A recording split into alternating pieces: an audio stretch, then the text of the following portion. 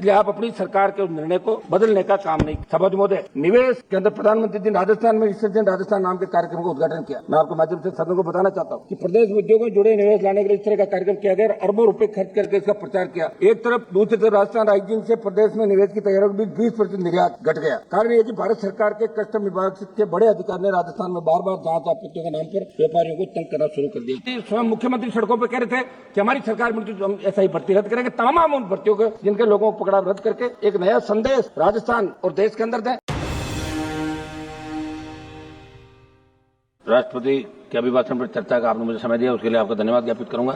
अखिलेश जी ने शुरुआत की थी प्रयागराज महाकुंभ में दिनांक 29 जनवरी को मौनी अमावस्या के दिन भगदड़ के अंदर जो दिवंगत लोग हुए उनको मैं श्रद्धांजलि अर्पित करता हूं और देश की सरकार से मांग भी करता हूं कि इस भगदड़ में मृतकों के सही आंकड़े नाम के साथ देश की जनता के समक्ष रखे जाए। कुंभ हमारी सनातन संस्कृति और आस्था का संगम है। सदियों से इस देश में महाकुंभ का आयोजन भी होता जा रहा है, लेकिन सरकार अपनी नाकामी छुपाने के मृतकों के सही आंकड़े नहीं दे रही है। सभापति महोदय, इसको लेकर पूरे वर्ल्ड में देश के अंदर कुंभ का जो क्रेज था, इसमें कोई दो राय नहीं, एक करोड़ों लोग इसके अंदर स्नान भी कर गए, लेकिन आज भी कई लोग अपने परिजनों को ढूंढ रहे हैं। तो सरकार को इसमें नाकामी किसकी रही, स्टेट गवर्नमेंट की रही, किनकी रही, जिम्मेदारी किनकी थी, कौन आयोजन वहां करवा रहे थे, कौन अधिकारी थे, इनके खिलाफ भी इस मामले में कार्रवाई, सरकार को बड़ी कार्रवाई करनी चाहिए, ये मैं मांग करता हूं। सभापति महोदय, किसान और एमएस किसान कर्ज माफी का कल भी मेरा सवाल था। सभापति महोदय, जो कृषि बजट आप लाए उससे शायद 2 गुना 3 गुना किसानों पर कर्जा होगा देश के अंदर। 33,52,446 करोड़ का कर्जा देश के किसानों के ऊपर है। मैं मांग करता हूँ आप इस कर्ज को माफ करें। आप हर चीज जब कह रहे हैं, और इसमें कोई दो राय नहीं कि जवान और किसान ने आपको लगातार 2 बार सत्ता के शिखर पर बिठाया, और पूर्ववर्ती सरकार ने भी कोई बहुत बड़ा किसानों के लिए नहीं किया, लेकिन आज आप करो, आप ये क्यों करोगे? उन्होंने नहीं किया, 60 साल नहीं हुआ, 70 साल नहीं हुआ, आज तो आप लोग हो। तो किसान कर्ज माफी की मैं मांग दोहरा रहा हूँ कि पूरे देश के अंदर राजस्थान सहित आप किसान का कर्जा माफ करें। एमएसपी खरीद जो गारंटी कानून की आपने बात करी थी, तीनों कृषि बिल 700 किसानों की शहादत के बाद आपने लिए, तो मैं मांग करता हूं कि तमाम ये राइडर जो 25 क्विंटल का आप रखते हैं, 25 क्विंटल हम खरीदेंगे, बाद में नहीं हटाएंगे। इस राइडर को हटाते बाद में नहीं, राइडर को हटाते हुए तमाम खरीद आप करें, ये मैं आपसे मांग करता हूं। किसानों की आर्थिक स्थिति सुधरेगी, बूस्टर डोज मिलेगा, एक बार संपूर्ण कर्जा माफ करें, जिस तरह चौधरी देवीलाल ने 90 के अंदर 10,000 का मूल कर्जा जो ब्याज से 1,80,000 2 लाख, तो आप लोग भी जाते हैं तो माफ किया था, ये मैं मांग करता हूँ। सभापति महोदय, अग्निवीर जो लेके आए, निश्चित रूप से देश के अंदर हमारे जवानों के अंदर जज्बा था। बहुत रैलियां मेरा घर स्टेडियम के सामने नागौर के अंदर बच्चे दौड़ने के लिए आते थे, शेखावाटी के अंदर, हरियाणा, यूपी, पंजाब, लेकिन अग्निवीर आने के बाद जो सेना के अंदर क्रेज था जाने का, वो खत्म हो गया। मंत्री जी आप मेरी तरफ देख रहे हैं, इसके अंदर आप करें कि हमारे बच्चे सेना के अंदर जाएं। और इन्होंने रक्षा मंत्री जी ने एक बयान दिया कि अग्निवीर को लेके जाने की इच्छुक युवाओं और सेना के सम्मान को हम लोग बहुत रख रहे हैं, और लिखा कि अग्निवीरों को कार्यमुक्त होने के बाद कौशल प्रमाण पत्र दिया जाएगा।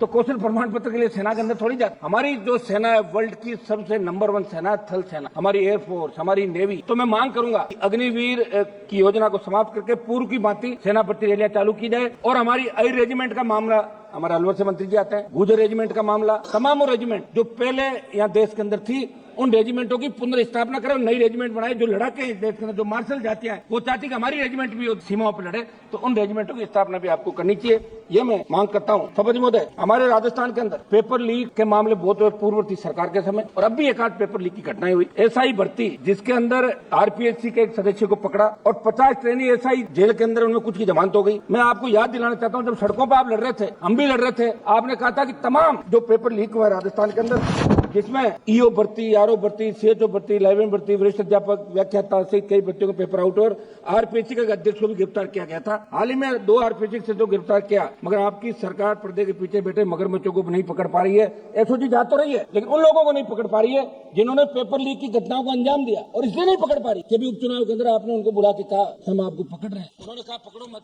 हम हमारी पार्टी की जमानत जब्त करा लेंगे, ये लो टिकट आपके हिसाब से, और 5 जगह जमानत जब्त करा ली कांग्रेस पार्टी ने। तो मैं मांग करूंगा आप इस एसआई भर्ती को रद्द करें, कोर्ट का बहाना नहीं बनाए।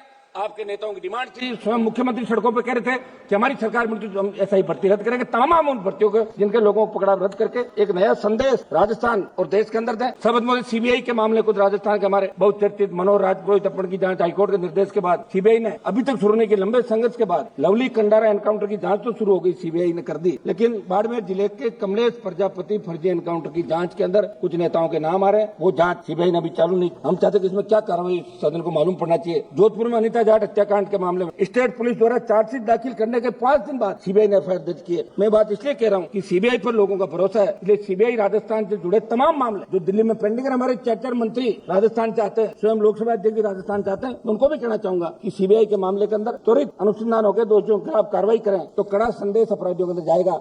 समझ मोदी आबकारी नीति आपके माध्यम से हाल ही में राजस्थान की भाजपा सरकार जो आबकारी नीति लेकर आई, मंत्री जी थोड़ा राजस्थान का मामला, आबकारी नीति जो राजस्थान की सरकार लेकर आई है, वैसे तो हम शराबबंदी के खिलाफ जो आंदोलन में राजस्थान का हमने हिस्सा लिया कि शराबबंदी होनी चाहिए। शराबबंदी आप बार बार करो, कोई आर्थिक स्थिति ठीक नहीं है, बड़ा रेवेन्यू मिलता है, बंद नहीं करे हो, तो आप इतना तो कर सकते हैं कि जो आबकारी नीति आप ला रहे हैं उसके अनुसार अलग अलग दुकानों के स्थान पर समूह को ठेके दिए जाएंगे। वही रेड पार्टी पुरानी बंद, वही शराब माफिया पनपेगा राजस्थान के अंदर, मुश्किल से मुक्त हुआ है राजस्थान। इसलिए मैं मांग करता हूँ इस आबकारी नीति को समाप्त करके एक्स आर्मी जो रिजर्वेशन दुकानों के अंदर रखा है, हजारों लोगों को रोजगार मिलेगा, उनका रोजगार छीन के कुछ समूह को ठेके आप नहीं दे। आबकारी नीति के अंदर बड़ा खेल हुआ है, तो समझ में आपके माध्यम से सरकार से मांग करूंगा कि भारतीय जनता पार्टी की सरकार नई आबकारी नीति को लागू नहीं करें और पूर्व की बातें जो दुकानें चल रही है उस हिसाब से राजस्थान के अंदर दुकान आवंटित करें और दूसरे जो हमारे एक्स आर्मी दूसरा कोटा है ताकि उनको रोजगार मिले। समझ मोदे उत्तर प्रदेश के अंदर आबकारी नीति के अंदर बदलाव राजनाथ सिंह ने किया, तो पहले भी वहाँ ऐसा चलता था और आपकी सरकार ने भी वहाँ दुकान देने का काम आपकी सरकार ने किया,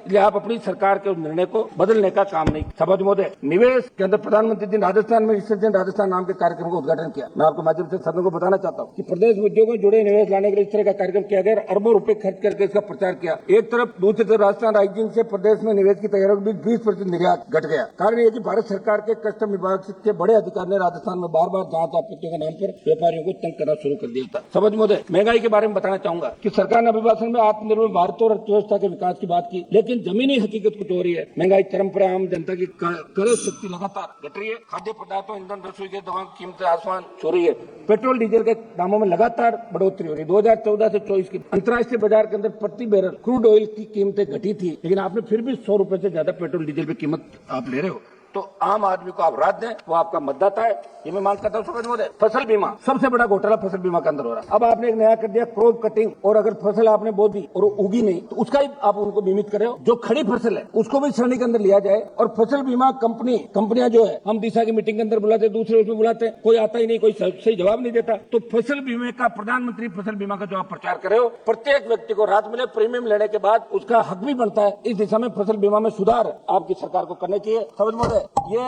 जो क्लेम कई लोग फर्जी तरीके से उठा, एक रिपोर्ट के मुताबिक इन दिनों जिले के 8 मेरी गांव में 2000 खेतों का 300 करोड़ का क्लेम फर्जीवाड़े से उठा लिया।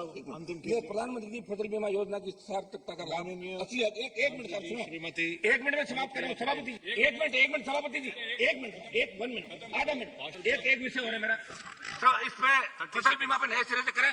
एक विषय है, हमारा अलवर से मंत्री जी आ रहे हैं सर, मुख्यमंत्री जी को 1 मिनट सभापति, एक आधा मिनट सर, हम रात को 12 बजे तक कोरम पूरा करते हैं, ऐसे क्या आधा मिनट है सभापति जी। अभी हमारे राजस्थान पुलिस के सहायक उप निरीक्षक स्वर्गीय सुरेंद्र कुमार चौधरी ने 11 दिसंबर 2024 को राजस्थान के मुख्यमंत्री महोदय के काफिले की सुरक्षा करते हुए एक गाड़ी तेज आ रही, प्राणों की आहुति दे दी, और अलवर से हमारे मंत्री जी आ रहे हैं, इनसे भी मिले, उपराष्ट्रपति से मिले, मुख्यमंत्री जी उनके घर पे भी गए, शहीद का दर्जा देना, उनके परिवार को आर्थिक परिलाभ देना, और नायब तहसीलदार की नौकरी तो मांग रहा है, कौन सा आप कलेक्टर बना रहे हो, पहले भी आपने बनाई राजस्थान के अंदर। ये किसान का बेटा है, सादत दी है, और पूरे देश में संदेश। एक मिनट समाप्त तो करना, समाप्त तो करूंगा, नहीं, समाप्त 30 सेकंड